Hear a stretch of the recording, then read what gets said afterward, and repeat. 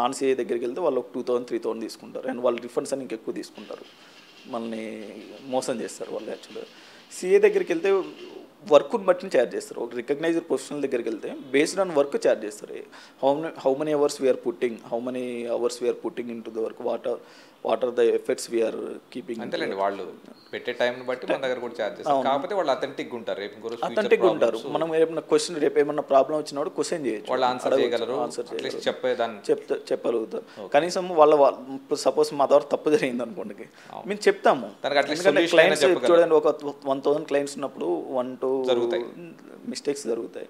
మీ solution చెప్తాం, ఏం చేయాలి. అసలు నాన్ సిఎస్ఆర్ ఫేక్ కన్సల్టెంట్స్ వాళ్ళు అబ్స్కాండ్ అయిపోతారు, మీకు ఏం చేయాలో కూడా తెలియదు అసలు.